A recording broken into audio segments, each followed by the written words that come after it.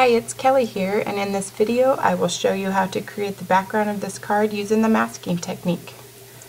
Start with a piece of white cardstock and a doily. Place the doily so it's hanging just off the edge of the paper, and ink it with some Shabby Shutter's Distress ink.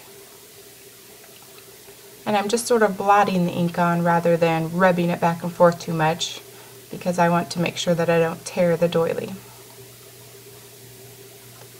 Now just try to ink in all the holes and round the edges good to get a nice clean crisp image.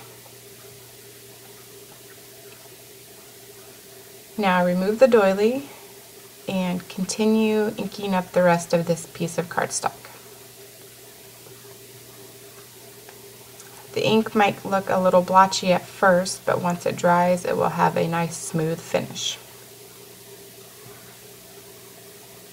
Next, I'm going to use a piece of copy paper to create a mask of the doily. I'm just going to trace around the image and cut it out. Since I'm going to be stamping over the top of this mask, it's best to use a very thin paper in order to make sure there's no gap between the stamped image and the masked area.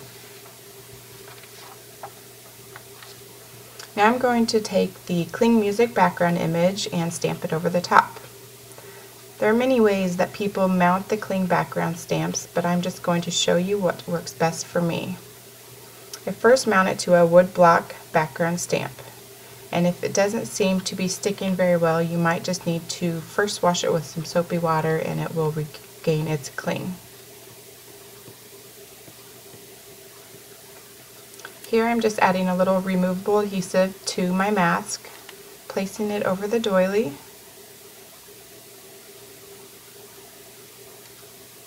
And then I'm going to take my cardstock and place it face down on the stamp and press it down with another woodblock stamp. I always find that I get a good result when I do it this way.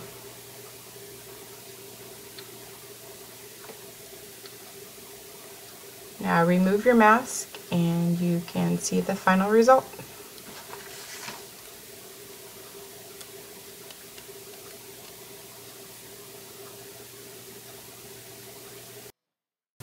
Masking is also a great technique to use on the inside of a card without adding any extra bulk.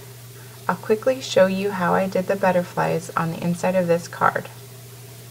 First, I punched out the butterfly image from a post-it note, then placed it down on my cardstock, and now I'm going to ink in the image with some Distress inks using a sponge dauber. Sponge daubers are great for small areas because they're easy to control and they fit right on the tip of your finger.